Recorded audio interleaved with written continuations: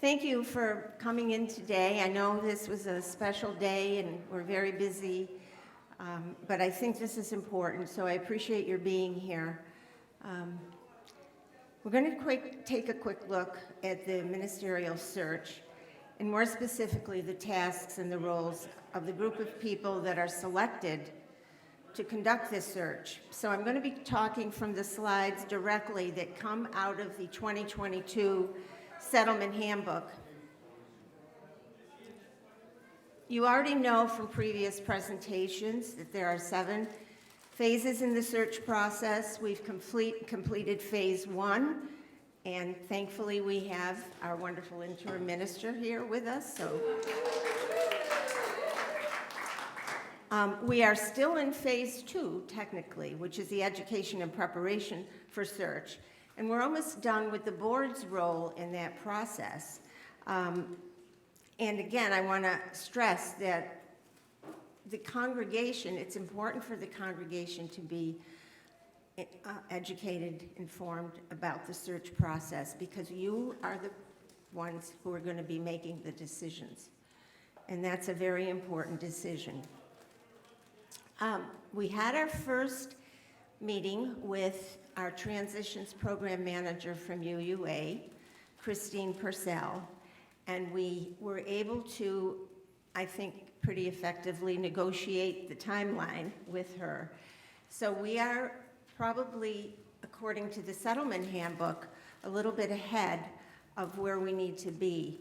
But because of the unique situation that we have here in Florida, and I'm sure the other Florida congregations have experienced this, is that our congregation is divided into 3 seasons, basically, full-time people, those who are here usually from January to the end of March, and then again, those are here for 8 months. So we were able to persuade her that she's okay with our starting the process, the education process, as we have been doing, but the actual voting of the search committee in January. So that is what we're going to do, and I'm going to talk today basically about the specific tasks that the search committee has to do. Okay, and I can't see the things that are up there. All right, so let's start with the first slide, which is up there. The work of the search committee, obviously, is to earn and maintain the trust of the congregation, to engage the congregation in the search process, and to represent the congregation to the wide world of Unitarian Universalism. Yay, okay. The work of the, no, that's not the one. Yeah, there it is. This, I'm sorry? Oh, thank you. I pressed the button. The search committee retreat is a very important component of the search process. And I'll talk about that a little bit more as we go on. But the 3 key elements is the search committee retreat, a covenant. All the search committee members will be covenant with each other, with the congregation, and with UUA. And this is a living document that can be changed as the search committee goes along. So you'll start out with engaging in a covenant with each other first. Let me see. Okay. Here's what happened to me. When I copied this, because I'd have to keep turning, and I can't see that.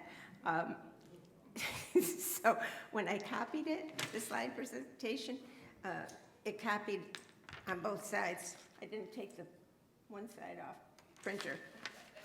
So just bear with me here. Okay. All right, let's talk about the goals of the retreat.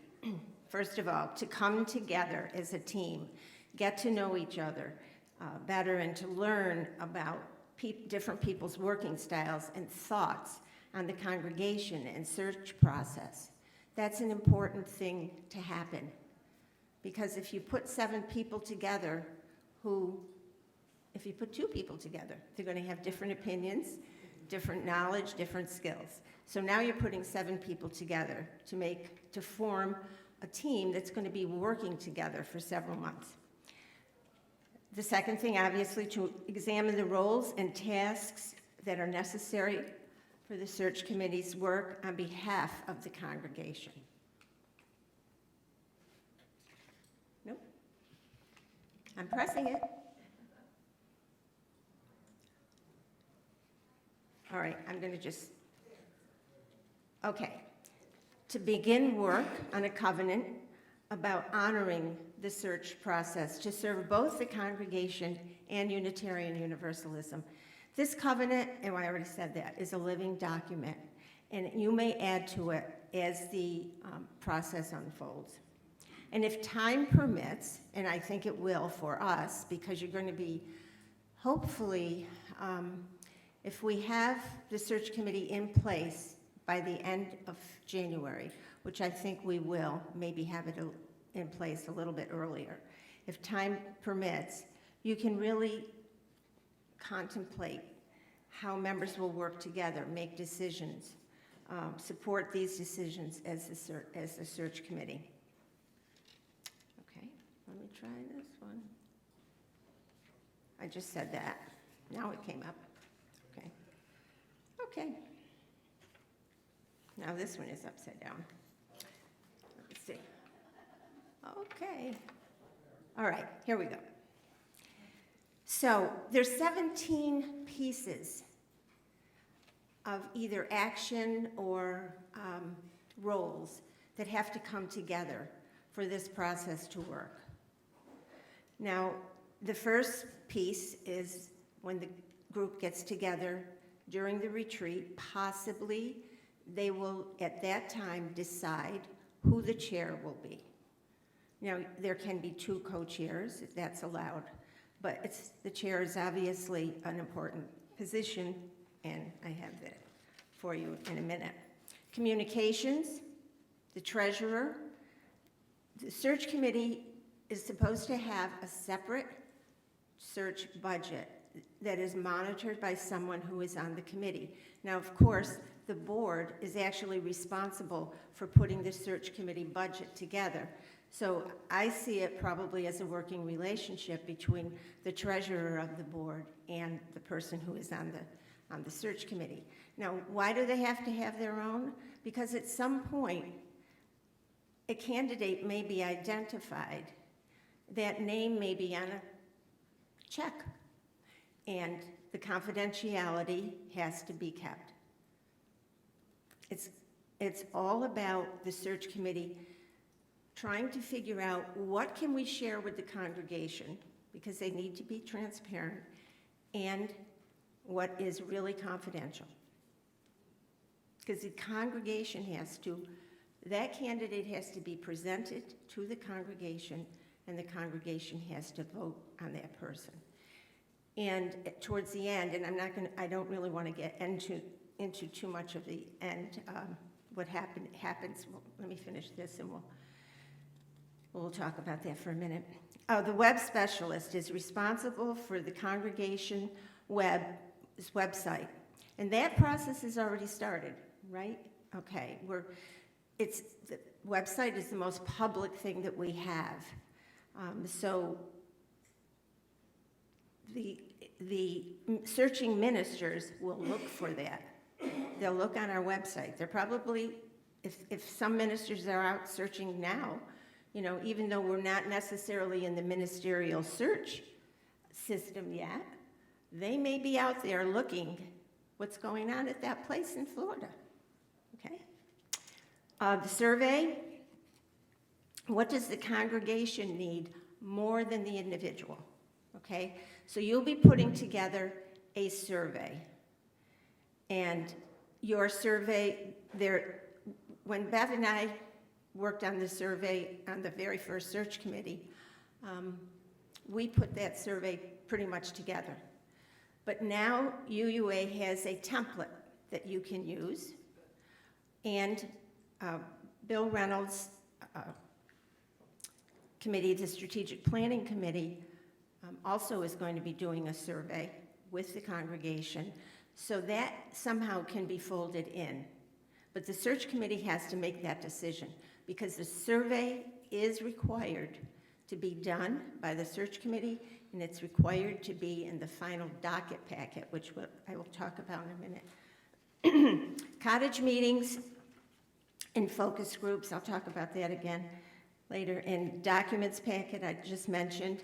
Interviews. Wait a minute, did I press this? Nope. No, I pressed the right button. There it is, okay. The interviews, these tasks occur later on. The interviews, the pre-candidating weekends, the neutral pulpits, hospitality. You know, if you have a minister that you really want to present and you want him to make a decision to come, he or she, I'm sorry, to come here, I keep saying he, I'm sorry. They. We want to be hospitable. We want to show them a good time, for example. References, candidating week, negotiating team, those are all either actions or tasks that have to be done, or people that are on the committee. Now, it looks like a lot of committees, a lot of tasks, but some of those tasks can be bungled. Well, don't put me on the search committee because I'm bumbling everything today. Bungled together, okay? Bundle or bumble. You can do whatever you want. Okay. Why is that happening with this, Tom? I'm pressing the right button. Okay, all right, here it is. This is the last one. Process observation. This is something that I think all of us in this congregation could use, huh? And particularly our Board of Trustees. Well, I'll get myself into trouble now. It's a good idea, I think, for the search committee to have a person who is observing how the meeting is being conducted. What is happening? What's the process like? So that is part of what they will be doing. And why is that? Was the proposed agenda accomplished during the meeting?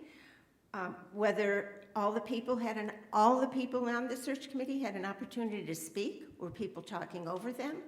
Were some voices louder than others? Were meetings complicated by one person dominating the meeting? All of those things are very important to how a committee, a board functions. Process observation. Now let's see what happens. Well, we did that. Okay, let's talk about the search committee. What? Does that process observation have anything to do too with seeing how the congregation is managing their emotional feelings about what's going on, if they hear everything like that, or is this just strictly for the meetings themselves? That is strictly for the search committee to be very aware of. For the congregation, I'm hoping that the congregation will learn from that description and understand that when we have, for example, board meetings, focus groups, cottage meetings, that people are being very respectful of others' opinions, okay? And I think we all could do a better job at that, at process recording. If anybody has a question at the microphone, I'll be glad to bring it to you so everybody can hear your question. We're being recorded. Oh, great. Okay. So this is the chair's, obviously the chair's position, monitors the work and progress of the search committee, setting meeting agendas, communicating with the congregation and the interim minister, facilitating committee meetings, acting as a liaison to the transitions program manager. The chair supports the work of the search committee and helps with the tasks. So it isn't just that the chair is going to be sitting there watching all the work go on. As needed, the chair is going to have to help because there are so many different tasks. But the chair is going to be seen as a leader by the congregation and search committee, and all communications with the transitions program manager must go through the chair. So if somebody who's doing communications contacts our transitions program manager, they must go through the chair to do that before they do that, or at least make sure that person is copied in. Communications. There we go. The communications person is responsible for recording the decisions of the committee and for information with leadership, the wider congregation, and ministers. So it's a difficult path to go because you have to make sure that the congregation is informed as you go along, yet you have to make sure that you are honoring confidentiality. That is very important. In the settlement handbook, what it additionally says is often one person is the minute taker and then another and decision recorder of the group, while someone else does the actual communication, perhaps on the website. And I think that's a very important piece, is there's a lot written in the settlement handbook about making sure that there is a spot every month on the connections and on the website, because people will be following along what's happening with the search. Again, you're not revealing confidential information, but you're talking about the process and where you'll be, where you are in the process, as I look at things upside down. Okay. So we talked about the survey, and that survey has a deadline, and it has to be in, and I put out on that poster board a timeline for when things have to be done. So, and I do want to say that when I was on the search committee, I was still, and I think you were too, Bev, we were both still leaving in the summer at that time, right? For the most part, way back? I don't remember. Oh, okay. Well, what I'm saying is you can do it, and we didn't have Zoom in those days, so we had email, and we were using email, but now we have Zoom. So I think it's possible, but the people who are on the search committee need to understand that it's a very important job. The time commitment is terrific, and when meetings are called, one way or the other, you have to be present. Not necessarily in person, but and that survey goes into the docket packet, which is done at the end of the. So can I ask a question? Yeah, sure. Do the people who are accepting these jobs have to have the technical expertise, or will they be clerical? No, it's on the list that Amy talked about, and we have to. Can you repeat the question? Oh, okay. She wants to know if the people who are on the search committee need to have some more technical ability than just doing an email. I think it's going to be very helpful. The more technology smart you are, the probably easier it might be. There are. Go ahead. To have assigned clerical assistants to this committee, so the members need to have these abilities. Yes. Okay. Note-taking, minute-taking, basically. Yeah, but I'm thinking survey development, getting that out, that takes some expertise.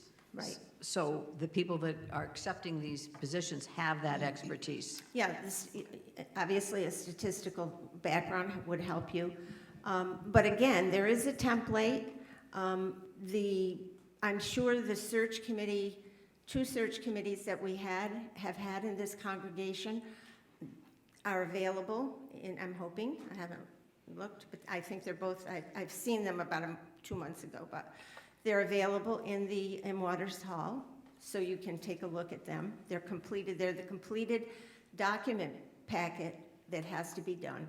And that has to be done, and it has to go up to UUA and be approved by, I believe, November 30th is the date of 2023. So you do have from January to November to get that done. Cottage meetings usually happen after the survey is started, and it's helpful for that to happen because from the survey you can get a sense of what the congregation needs, and what you can also understand what some of the individuals need. Cottage meetings are open groups of congregants invited to come to a group conversation, generally facilitated by search committee members, for an opportunity to hear and build on what others are saying. Now, they're different than focus meetings. Focus groups differ from cottage meetings in that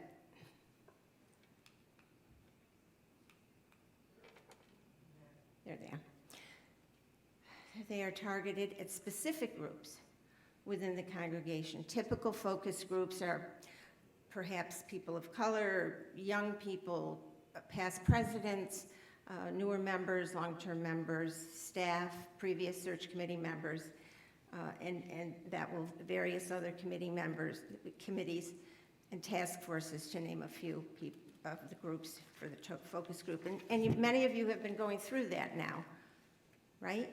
With the strategic planning committee. So that, for example, the board we had our focus group the other day, and it was just board members on that group. Many of you have already participated. Okay, let's talk about the documents packet. So at the end of the search, before you get into opening everything up to the ministers who are out there looking, the dockets packet has to be done, and that has its collection of documents.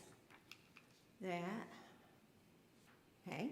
So the left button goes backwards, and the what? The right button goes forward. Huh? There you go. Well, it took me a while to figure that out. Okay. These are the types of things that go in the documents packet. The proposed contract, any contract changes, compensation worksheet, congregational survey, congregational bylaws, the congregational budgets, the end-of-year reports, staff job descriptions, covenants, annual reports, congregational meeting minutes, governing meeting minutes, policies and procedures, orders of service. That is the end of that type of work, the work that requires you to really produce things and get them in on time. We're not going to talk about, you know the other phases and what they are. Once you get into opening it up to the public, so there is a form, I think there's two forms. One form that we're doing after the search committee is put together, and that will initiate with UUA that we have our search committee, and that they will understand that we will be working together with them. And they will assign, for example, our own retreat manager. Now, they're not, I think she said, she was pretty clear that they're not flying people anywhere. Doing everything online if possible. It used to be that the coaches would come, but they're not doing that. So there are coaches as well that can help the search committee with various tasks and information. Okay, that's basically what the next presentation would be, is what happens after the documents packet. What happens with pre-candidating week, negotiating a contract. That is all the responsibility of the search committee, and the search committee's responsibility is to educate you on all of those processes as we go along. Questions? How do we choose a search committee? Okay, we started out by following exactly the UUA guidelines. We're still going to be following the UUA guidelines, but in lieu of making many phone calls that may, we may catch up with someone or not and have the discussion about the questions. On the board is, the poster board outside, is the sample ballot. And what we're going to do is have an e-blast sent to you with that ballot on January 2nd.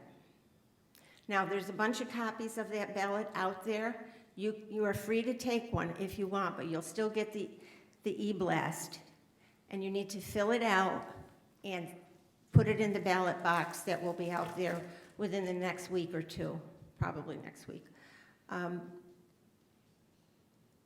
When we're going to have a checklist of everybody who is a voting member, and as your ballot comes into the ballot box, we'll check your name off. If at the end of, let's say, January 8th, I think we're giving you 1 week to get the ballot in, okay? Now, you can take a ballot, you can look at the questions, you can think about it throughout December, and by January 8th, you have to make a decision, one person. And you put your name on the bottom. If you take a look at the ballot, you'll see Marcia helped put it all on one page. What if I have 2 people or 3 people I want to have on them? There's no room on the ballot for 3 people. So I can only get 1 person. You can only get Pick one your person. best one. And that's what you have to do. You have to go through, the congregation has to go through a period of discernment, okay? You take the questions, you think about them. Who would you trust? Who do you want? It's not about choosing your best friend. It's not about, oh, this person is popular. It's not about, oh, we never hear from this person. Maybe they should be on the search committee. You need to really try to pick people who exhibit all of the characteristics that are needed to be on a search committee. Leadership skills, competence, abilities in various areas. Who else has a question? Jeff? Yeah, it looks like we're going to be doing, the congregation here is going to be doing a lot of work. But what I'm not really quite clear of, other than a couple of counselors or a couple of coaches that UUA might be providing, what are they doing? Are they doing background checks? Are they looking for good fits? What's their role in this? It doesn't sound like, sounds like we're doing all the work and we're not sure what they're doing. They are providing support and coaching. So when questions come up, when a problem comes up on a particular task, UUA is there to help. That was basically it. In terms of, yeah, it is other religions have the minister given to them by the hierarchy of the church. UUA, it comes from the congregation. So it is the work of the congregation. Now, again, I think there's a lot of time to do this work. I mean, when I was on the search committee, and I don't know, Joel, you were on the second one, it was a year or less? Oh, it was 2 years when you? 2 years for us. Oh, you did 2 years, okay. I thought it was less than that, all right. So it's a lot of time to do a lot of work, and depends on how much you care about your congregation. It's important.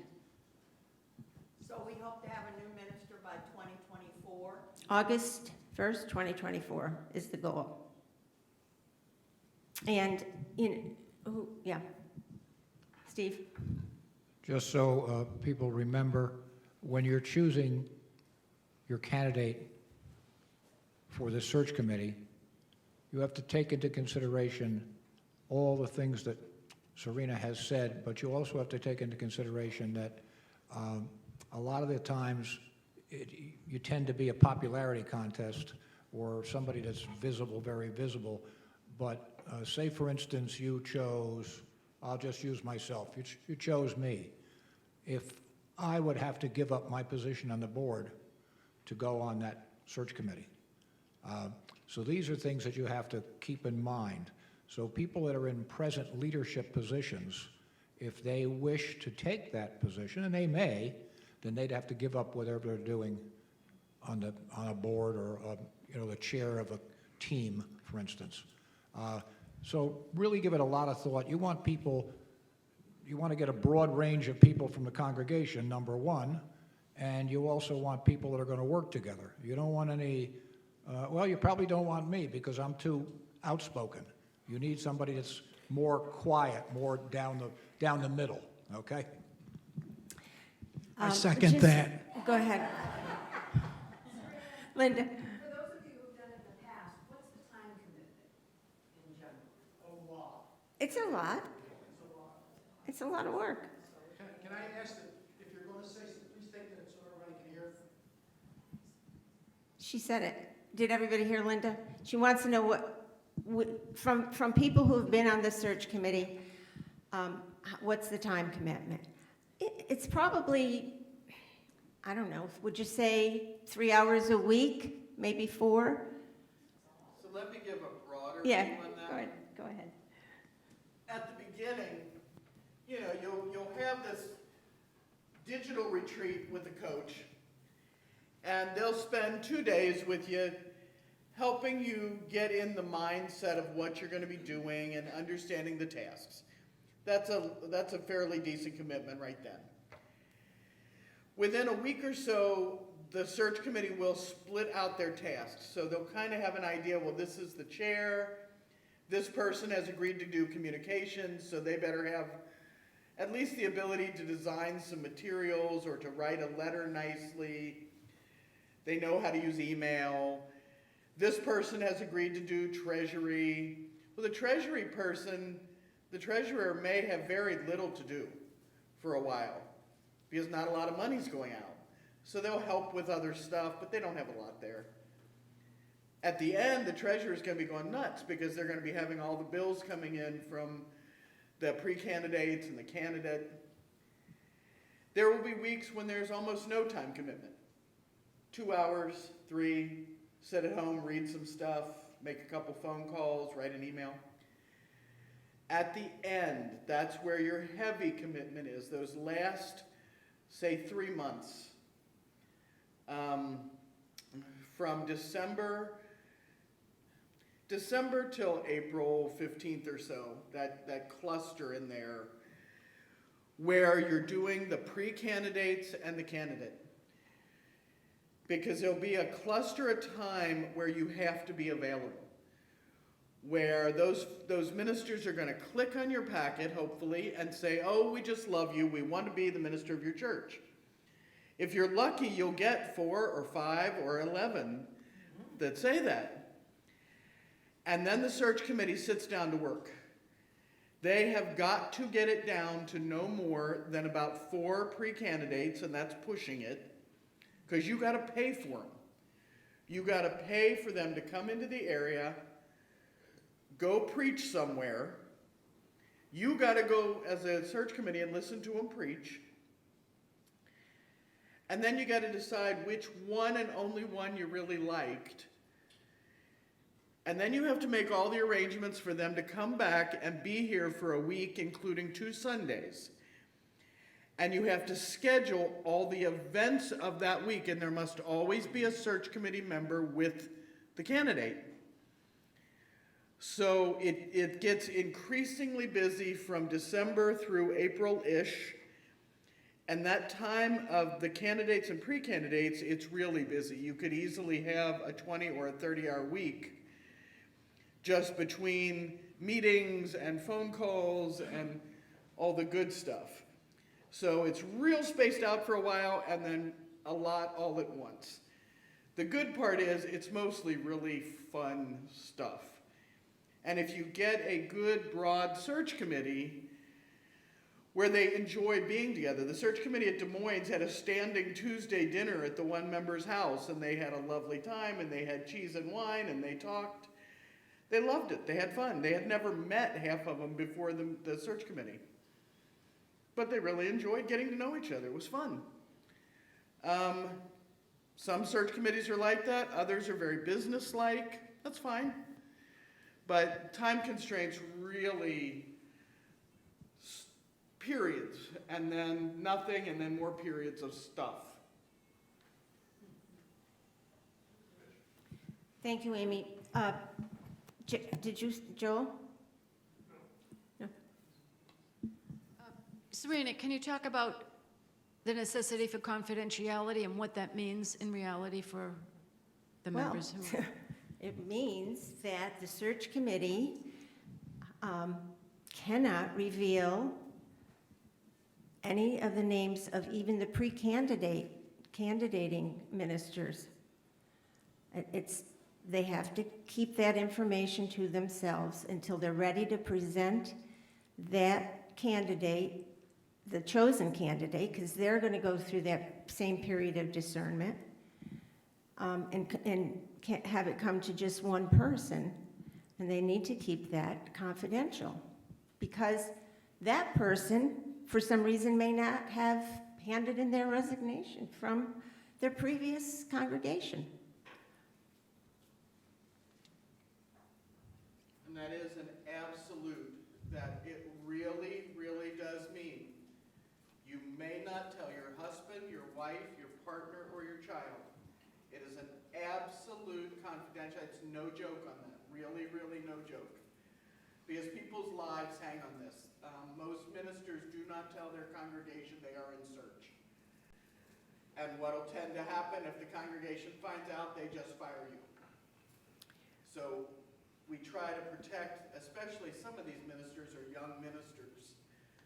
You know, you don't want them getting fired just because they're looking at somewhere where they might do better.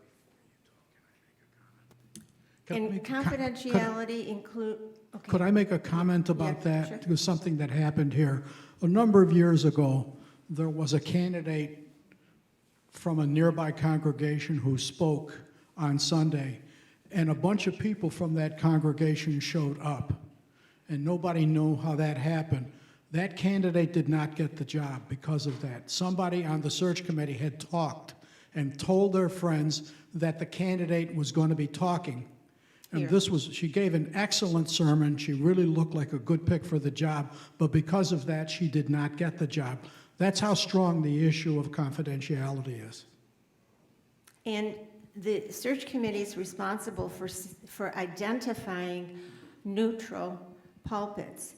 So, you know, you might want to think about Port Charlotte or Sarasota. Well, half of our congregation or a quarter of our congregation live, you know, close by. I mean, the information gets out, so they have to really consider that they have to go to a neutral pulpit and keep that a secret. It's important. Serena, I have a question for you. As this congregation goes through the process of determining who will be good nominations for this committee, could you just briefly tell us what are the essential qualifications and, probably just as important, the essential personality characteristics of a good candidate to be nominated for this job? And then maybe conversely, what would be the worst type of person you would want to have on a committee like this? Oh, boy. I think that one's a good one for Reverend Amy. See, she's throwing her stuff around. Throwing stuff, getting me so excited. You've got them listed too. Yeah. On the poster board, and Amy actually reviewed these with us at one congregational meeting, but, you know, our age doesn't allow us to keep all that information in there. That's why I asked the question. Yeah, okay. So I'll give you the ones you don't want first. Let's do that first. They should not represent only a special interest or polarized viewpoint. I know it sounds like you would say, well, we've got two fighting camps over this one issue. Let's get one person from each camp. Not so much. If they're so entrenched in one camp, you're not going to be able to find a minister that might do well for both camps. You want folks who can listen to everybody and find someone who works pretty well with everybody, rather than someone who's devoted only to one side and will only accept a minister who meets their side's criteria. As Serena said, you don't want anybody who's deeply involved in leadership at the same time as being on a search committee. It would be impossible to be on the board and the search committee. You might be able to lead one of the smaller committees, maybe, but you'd be better off stepping back and letting somebody else lead even if you remained on the other committee. Can't be a member of the staff or a spouse of a staff member for obvious reasons. They have to be a currently active member of the congregation. You want somebody who knows what the life of your congregation feels like. They have to be generally, and that's very broad, supportive of professional ministry. If you get somebody who thinks ministers are a total waste of time and doesn't understand why we have to get up here every week, they're probably not your best bet for a search committee. They have to be in agreement with the search direction set by the board. What that means is if the board says, hey, we're following the general guidelines the UUA gives us. Or if the board says, you know, we really want you to look outside the guidelines. We want you to look at young rabbis. We want you to look at Buddhist monks. Whatever the parameters, search committee people have to be okay with that. They have to be able to be thoughtfully engaged in the search process, a respectful communicator, able to compromise, and committed to a team process. The book Search came out, and when you read that, I've said this before, it's a laundry list of how not to do search. They had one person who was not an actual member of the church. I have no idea how that happened. They had two other people who had made their minds up before search began on what type of minister they wanted, and were point blank, we will take nothing else. Period. We're not even going to hear it. We're just going to vote against it. We don't care what you want. This is what we're going to do. That's not what you want on a search committee. You want 7 people who can sit down together and say, here's kind of what I want. Here's what I think our church needs. And they can honestly look at how the church is and come to some kind of middle ground. You do not want a devil's advocate. You do not want a pot stirrer. You all know the folks, and I'm not talking about in this congregation, I mean in the wider world. You all know the folks who would spit in the devil's face to see it sizzle. You don't want the one who says, well, let's what if? Everything's a well, what if? You have a finite amount of time and a finite group of ministers to choose from. It's not the time to keep poking things with a stick to see how much crap you can stir. People have to be comfortable with electronic communication. You have to use email, you have to use Zoom. Yes, there's an ability to participate if that is absolutely all you can do. Absolutely, you can be on the search committee without knowing one other thing. but you pretty much have to do those two.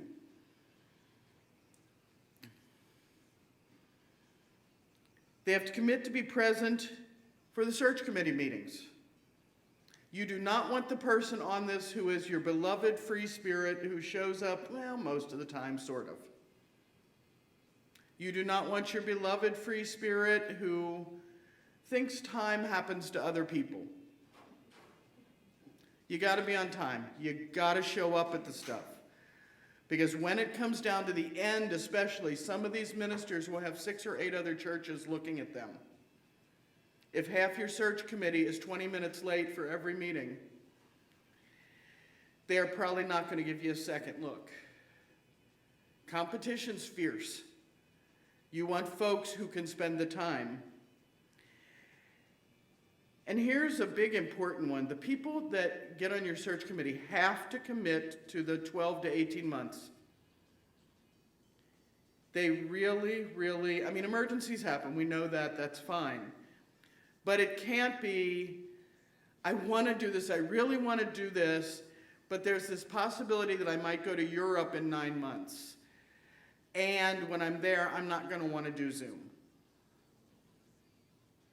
You can go to Europe, but you got to be able to get on Zoom when you need to get on Zoom. You have to commit. If you leave as it gets toward the end, you will not be replaced.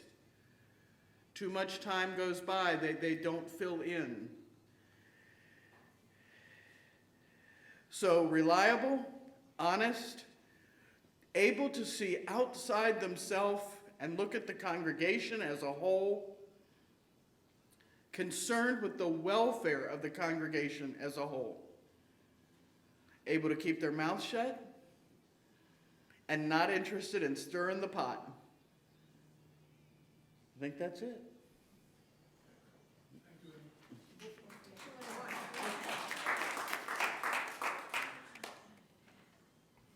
Amy actually was a transitions coach. So she's had a lot of experience with this. Donna? I have 2 questions.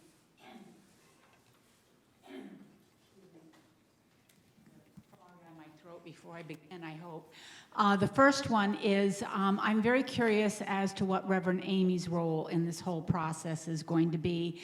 Does she work with the search committee, or does she work with the UUA on all of this?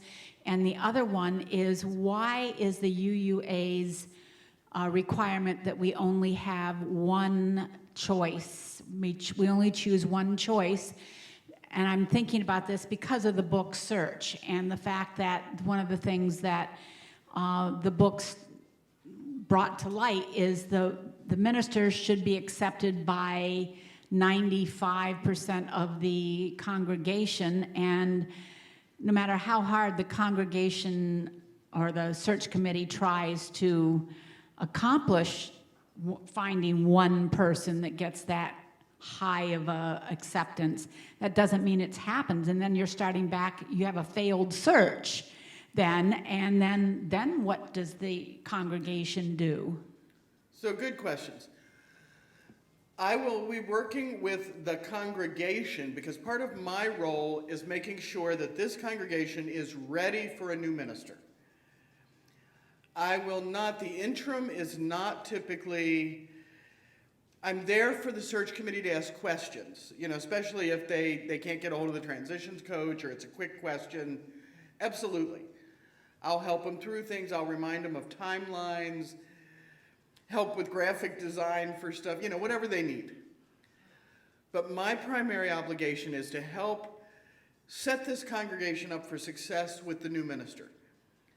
So I'll be making sure that, we have a solid worship arts committee, that we have a functional governing structure, that we've looked at all the bits of how we do church and made sure with the board and with all your different committees and teams that we can't do them better, that there isn't something we need to fix. That's my base job. The transitions coach is the one that's there for the search committee. Mostly because even I can't know who they're considering. We're not allowed to know that either. So you don't want to create a situation where they want to say to me, well, you know, we're looking at Bill Willikins. You know, how do you feel? Because we are absolutely not allowed to say how we feel about anybody they're considering. And you don't want to set it up to make that possible. So why only one? And that's a good question.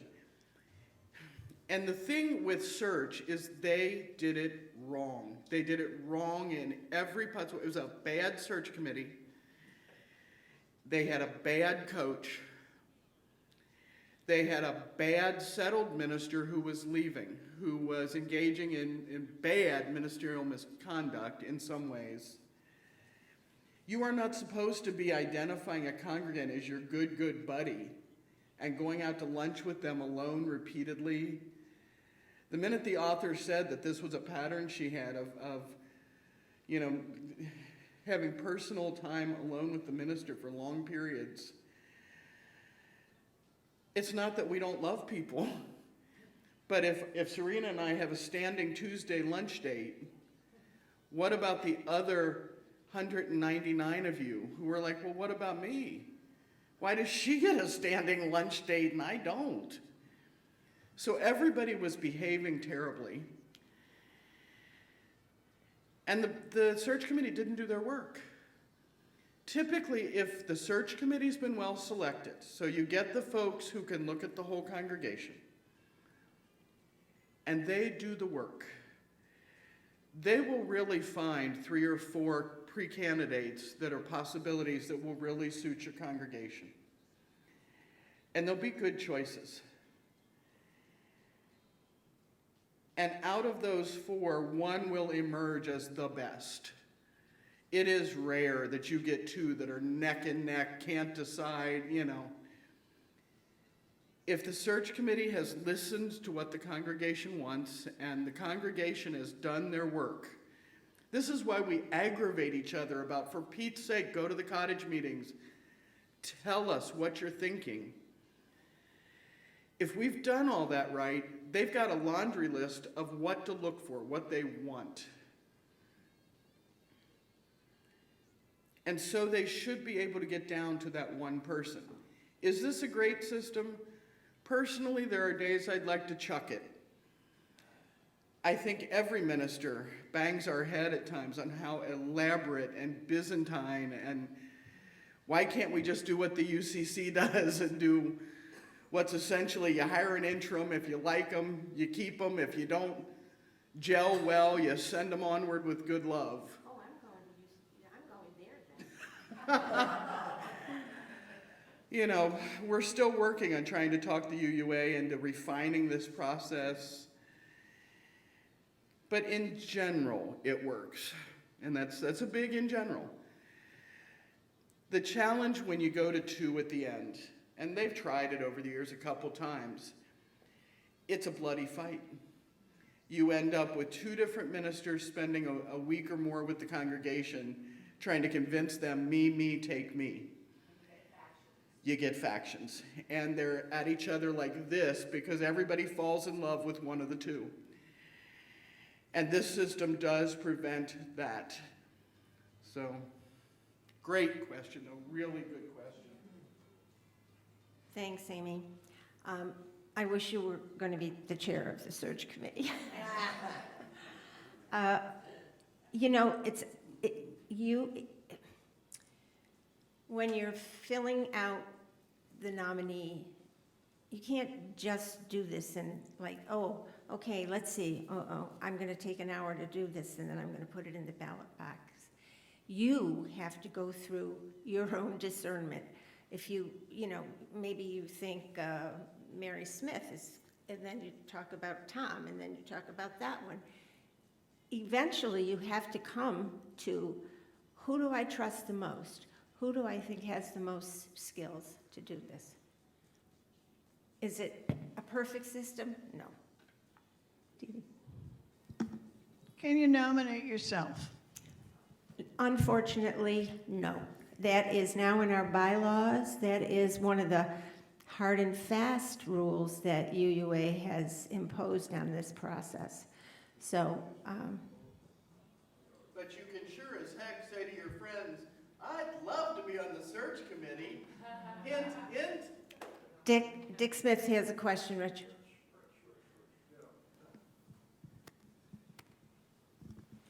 Yeah, I thought I picked up sort of earlier on that when we select the search committee members, we're going to get to pick one apiece in our ballots. Now, I hate to say back in the day or anything like that. Don't get me wrong. I can move beyond that. However, what we did is we had each person select 4 people to be on that, and then I think it was easier to select the 7 so-called winners, okay, from that. And just one, when you're trying to get 7 people, I don't know if that's going to work well. So I just thought I'd just throw that out. Well, we'll see. Actually, Christine Purcell, who is the Transitions Program Manager that we Zoomed with last week, she wants to see when I told her that we were switching from phone calls to actually a questionnaire and giving you questionnaires ahead of time so you really have an opportunity to think about this.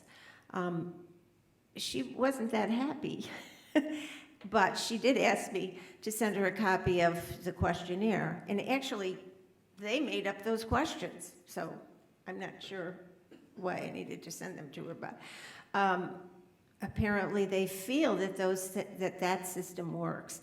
Janet Knudsen is going to take the ballot box, and I'll probably help her.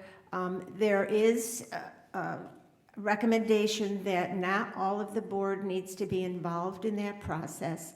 So she's going to put it on a data sheet, what's the word I'm looking, Excel, or something that counts. She's going to be the data manager. And she is somebody that I trust, and I think the congregation obviously trusts her because she was on the interim ministry search committee. So, and I hope that we will have an answer by Celebration Sunday. Because what I'd like to see is if we're celebrating our pledge campaign, why not celebrate who the search committee members are? But I'm not sure that's going to be able to happen. We'll see, but that's what I've targeted. Any other questions?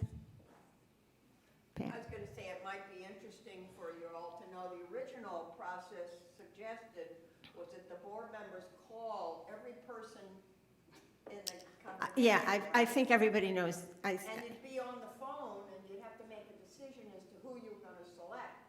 I mean, this way you get to think about it. Well, it's not only that. It's like if I'm making 10 phone calls, you're making 10 phone calls, Mo is making 10 phone calls. We read things differently. We have different interpretations as to what somebody may be saying. So that sort of subjectivity is kind of filtered out if you have the person just write down who you want. I don't know. Does that make sense? Okay. Thank you all for coming. I really appreciate it. I'm sorry I was a bumbling person today.